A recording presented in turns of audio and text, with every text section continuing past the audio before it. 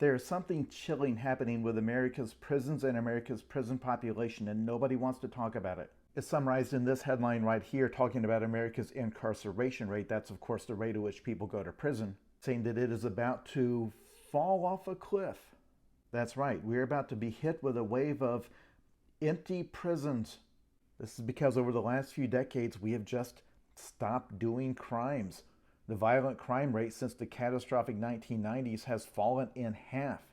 You see the same thing with property crime, any type of crime really. Statistically, criminals tend to be young, and today's young people just are not doing crimes like they used to. And the effects we're seeing on incarceration are just stunning. After the prison population peaked at about 1.6 million in 2009, we've already shed a quarter of that, and we're on track for it to wind up around 600,000. That's a stunning decline of 60%, and it's because of all of those guys who went to prison back during the spike in violent crime all those years ago are now filtering out of the system, and there are not new criminals coming in. There's a whole bunch of reasons for this, and we see it all around the world. There's advances in policing technology. It makes it harder to get away with things. There's a reduction of lead in the environment, which is a whole separate subject. There's advances in mental health medications. There's the fact that people just don't leave the house as much anymore. A couple of young people getting into an argument at a bowling alley might result in a violent crime, but that is not going to happen if that argument occurs over a multiplayer video game where the players are hundreds of miles apart and anonymous. And if you're saying, well, why were you presenting it like this is bad news at the beginning of the video?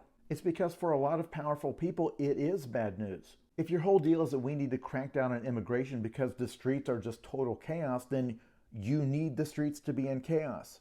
But really, if you're part of any political movement that wants to just totally tear down society and start over, you also need that chaos. Anyone from any part of the political spectrum that insists we need to rewrite the Constitution in order to crack down on something or other, whether they want to crack down on the rights of the accused or on violent speech, or to restrict the ownership of certain weapons, they can't let you see this. They need crime to be high. So when they are reaching out to audiences like you sitting in front of a screen, if the person watching is themselves in a position of safety in a quiet suburb somewhere, then you show them video from the most violent city and say, see, it's all like this outside. Or if you're Hollywood, you promise them that the future will be lawless. Because there's this larger, terrible secret that they don't want you to know, which is that different elements in society can come together and coordinate to solve massive problems. And in fact, we do it all the time because most people are good and competent and they want to make the world better.